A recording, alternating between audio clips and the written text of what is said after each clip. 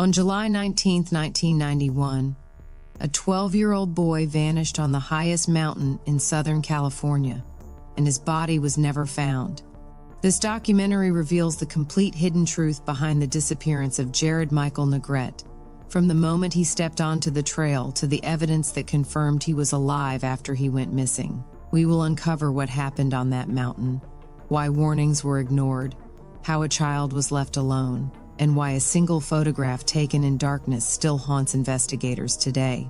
Stay with this story until the end, because every detail matters, and every choice changed the outcome. This is Hidden Truth, and if you want real stories told honestly and completely, subscribe now and press the bell icon before this journey continues.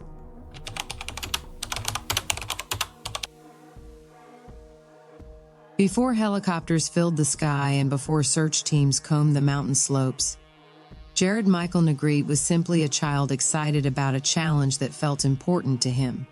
This chapter exposes how a routine scouting trip slowly transformed into isolation and danger through small decisions that seemed harmless at the time. As you listen, pay attention to the moments where intervention could have changed everything and where silence replaced responsibility. This is not a story about recklessness, but about inexperience meeting an unforgiving environment.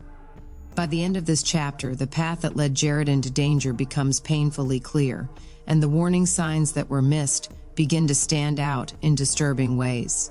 Jared Michael Negrete was born on September 11, 1978, and lived in Hacienda Heights in California with his family. By the summer of 1991, he was 12 years old and an active member of his local Boy Scouts troop. Jared was described as eager, motivated, and proud to be part of an organization that valued responsibility and outdoor skills.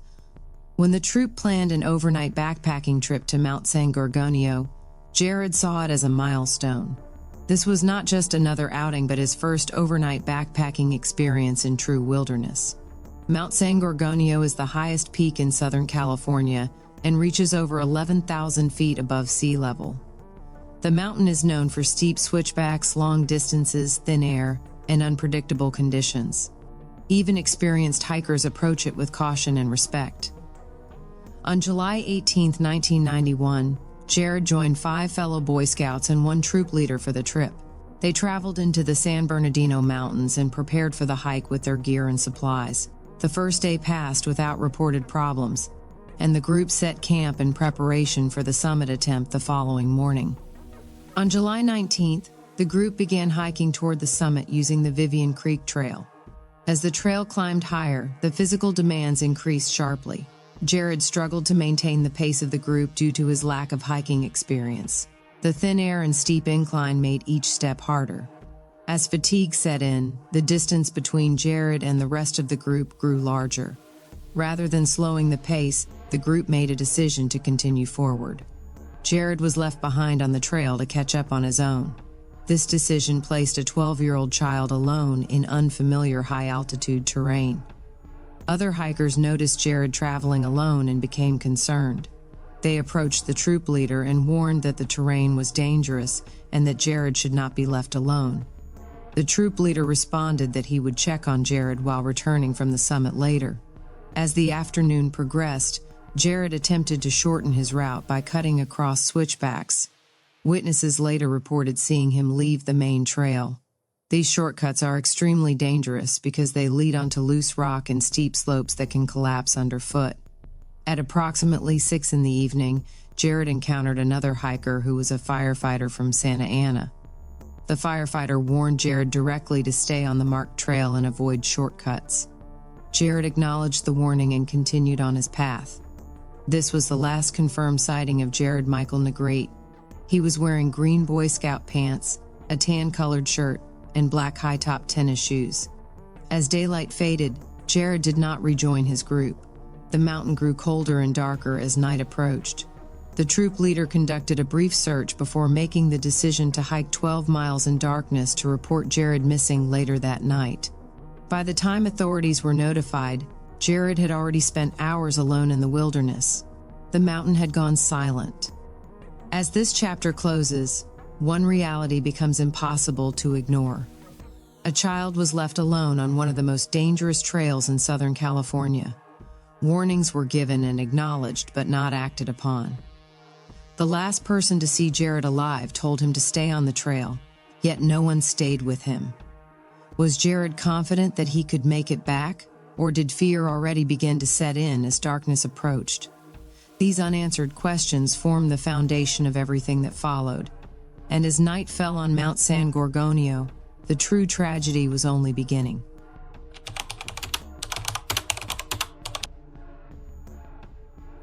When morning arrived on the mountain, hope still existed, but every passing minute reduced the chances of a positive outcome. This chapter takes you into the intense search operation that unfolded across treacherous terrain where every footprint mattered. You will hear how evidence slowly emerged, and how that evidence painted a disturbing picture of movement and survival. The deeper the search went, the more the mountain resisted giving answers. By the end of this chapter, one discovery would confirm that Jared was alive after disappearing, and raise questions that still remain unanswered today. The official search for Jared Michael Negrete began at 7 in the morning on July 20, 1991. Law enforcement agencies and search and rescue teams mobilized quickly. Helicopters were deployed to scan the mountain from above, while ground teams worked through steep ravines and narrow trails. The terrain posed extreme risks, including loose rock, unstable slopes, and thick vegetation below the trail. Search personnel described the area as dangerous even for trained professionals. On July 21st, searchers discovered footprints believed to match Jared tennis shoes at approximately 10,000 feet elevation. The prints were faint and scattered, suggesting movement across unstable ground. Tracker Francis Lawson explained that leaving the trail could result in being swept downhill by a rock slide. This reinforced the theory that Jared had stepped off the marked path. Despite extensive searching, no sign of Jared himself was found. On July 24th, the firefighter who last saw Jared returned to assist search teams. He guided them to the exact location where he had warned Jared to stay on the trail. This location was along the Vivian Creek Trail at approximately 10,200 feet elevation. Search efforts intensified around this area, with teams combing the slopes and ravines below the trail. Days passed with no breakthrough. Then on July 27th, searchers discovered a disposable Kodak camera located 45 feet off the trail. Authorities immediately developed the film. 12 photographs were recovered from the camera. Most of the photographs showed landscape scenes taken earlier during the hike. The final photograph was different and deeply disturbing. It showed a close-up image of Jared's face, revealing only his eyes and nose. The camera flash had activated, indicating the photograph was taken in darkness. This confirmed that Jared was alive after becoming separated from his group. Search teams also found beef jerky and candy wrappers nearby. Authorities stated that Jared had these items with him when he disappeared. The evidence suggested that Jared was moving, thinking, and attempting to survive. Despite these discoveries, no additional clues were found. The search continued for days without success. On August 4th, after 16 days, authorities officially called off the search. They stated that the chance of survival was almost nil. Jared Michael Negrete was presumed dead. As this chapter ends, the camera photograph becomes impossible to forget. Why did Jared take that picture in the dark? And what was he trying to record in that moment? Was it fear, awareness, or a final attempt to document his situation? The mountain gave proof of life but offered no answers. And as the search ended without a body, the mystery deepened, leading directly into theories, doubts, and unanswered questions that still haunt this case today.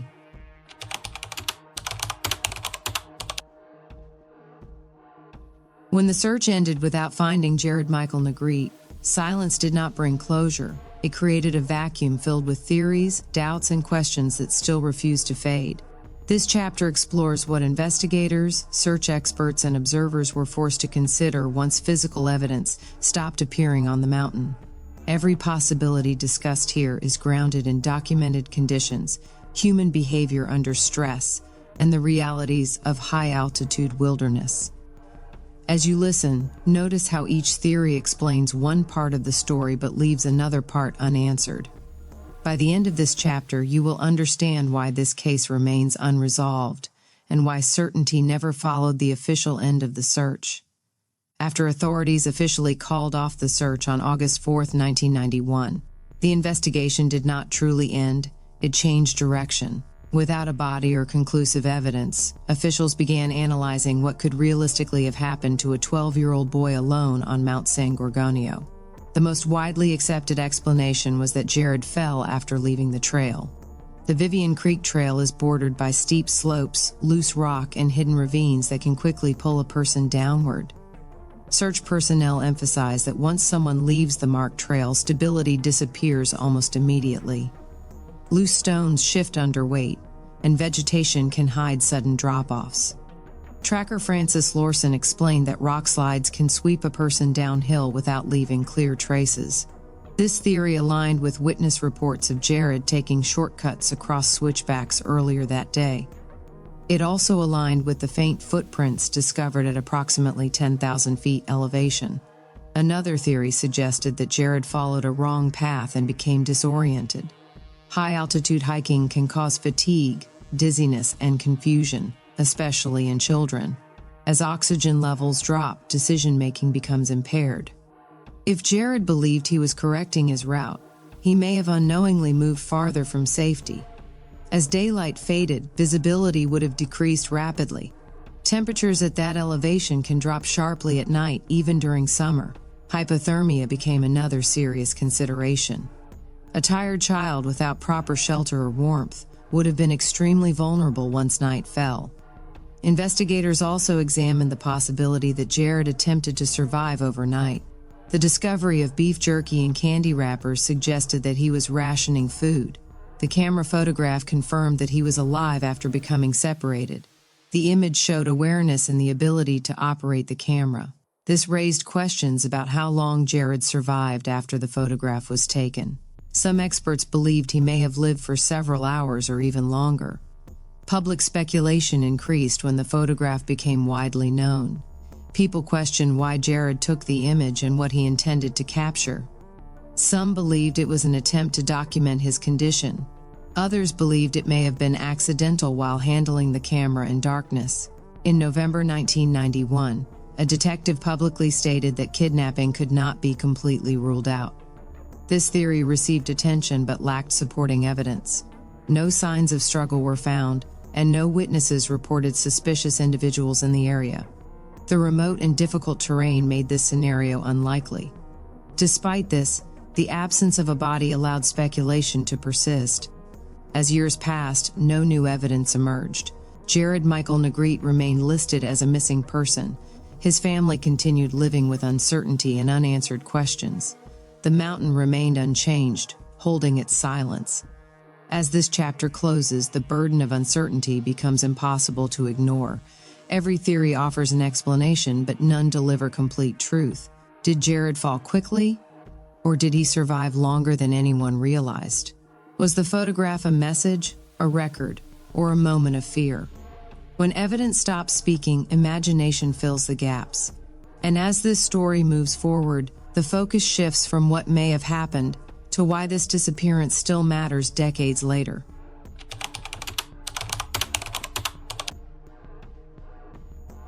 This chapter moves beyond the moment of disappearance and into the lasting impact left behind by Jared Michael Negrete's absence. Here, the story becomes about responsibility, memory, and the lessons written quietly into the landscape of Mount San Gorgonio. As you listen, consider how one event reshaped conversations about youth safety and wilderness supervision. This is not just a story of loss, but a warning preserved through time. By the end of this chapter, you will understand why this case continues to echo long after the search ended. Jared Michael Negrete's disappearance left a permanent mark on his family and community. On September 7, 1991, his family held a memorial service in Hacienda Heights. More than 500 relatives and members of the local Mormon church attended. The service honored a boy whose life ended without answers. For his family, grief was accompanied by uncertainty.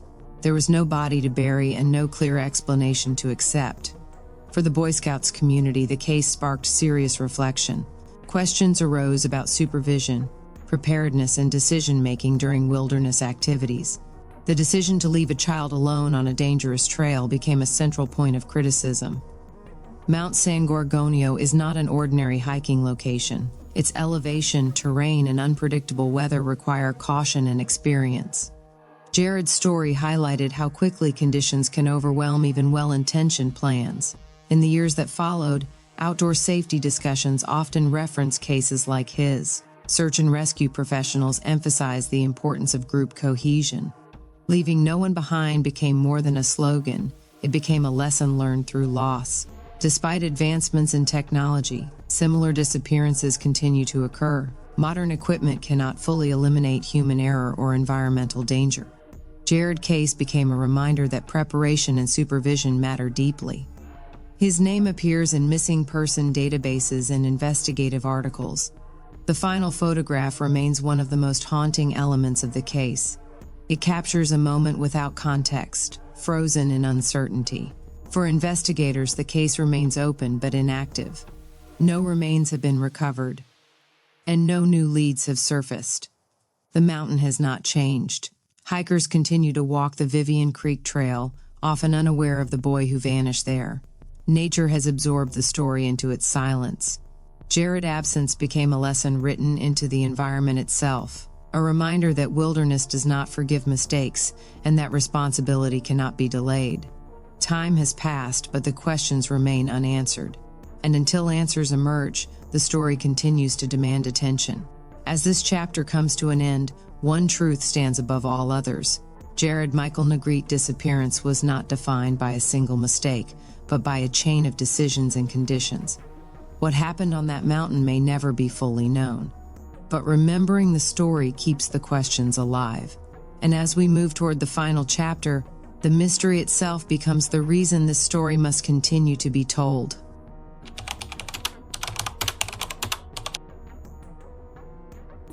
This chapter brings the story to its most haunting point, where evidence ends but meaning does not.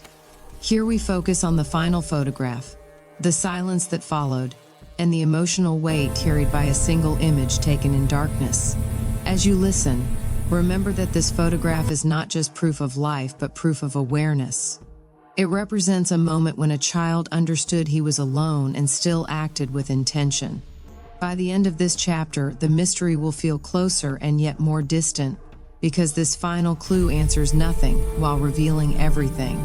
The disposable camera found 45 feet off the Vivian Creek Trail remains the most disturbing artifact in the disappearance of Jared Michael Negrete. Authorities confirmed that 12 photographs were recovered from the film. Most of the images showed landscape scenes taken earlier during the hike. These photographs reflected a normal scouting trip and a child documenting his surroundings. The final photograph was different in every way. It showed a close-up of Jared's face, revealing only his eyes and nose. The camera flash had activated, which indicated the photograph was taken in darkness. This detail alone changed the entire understanding of the case. It confirmed that Jared was alive after he became separated from the group. It confirmed that he was conscious, aware, and capable of operating the camera. Investigators examined the photograph carefully. There were no visible landmarks, no background details, and no signs of shelter. The image provided proof of life, but no sense of location. Experts debated the reason behind the photograph. Some believed Jared was attempting to document his condition. Others believed he was testing the camera flash for light. Another possibility was that he was trying to leave evidence of his presence. What remains certain is that the photograph was intentional. A child does not accidentally frame his face in complete darkness without awareness. The image suggested fear, focus, and urgency. Search teams returned to the area repeatedly after the photograph was discovered. They searched ravines, slopes, and vegetation below the trail. Despite these efforts, no additional evidence was found. The mountain offered nothing more. As years passed, the photograph became symbolic. It represented the last known moment of Jared's existence. It also represented the failure of the environment to give answers. Public interest in the case never fully disappeared. Online discussions, articles, and investigative summaries continued to reference the image. People questioned how a child could vanish so completely. Others questioned whether Jared survived longer than authorities believed.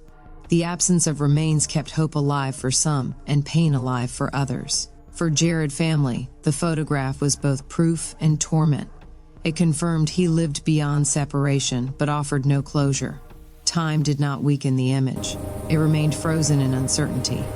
The mountain still stands. The trail still exists. Hikers still pass through, unaware of the moment captured there. Nature absorbed the story without acknowledgement. The final photograph became the boundary between fact and mystery. It marked the end of evidence and the beginning of endless questions. As this chapter closes, one truth becomes unavoidable. The photograph did not answer what happened, it only proved that Jared was alive and alone. It confirmed awareness but denied explanation. Was he trying to survive, signal, or remember? Did he believe help would come, or did he already understand the danger? This final image keeps the case alive, because as long as it exists, the question remains unanswered. And that unanswered question is why this story refuses to fade away.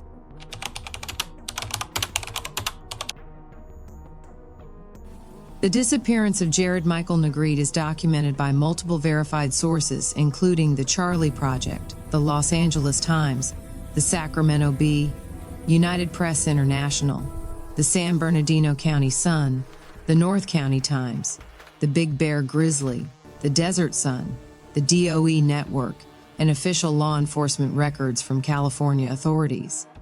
These sources confirm the timeline, witness accounts, search operations, recovered evidence, and official conclusions surrounding this case. This story matters because it is real, it is documented, and it remains unresolved. If this documentary held your attention, if it made you think, and if it reminded you why truth deserves time, then now is the moment to act. Subscribe to Hidden Truth and press the bell icon so you never miss stories that demand answers. Share this video with others who care about real mysteries. Comment below with your thoughts, questions, and theories. Your voice keeps these stories alive. And as long as questions remain unanswered, Hidden Truth will continue to tell them.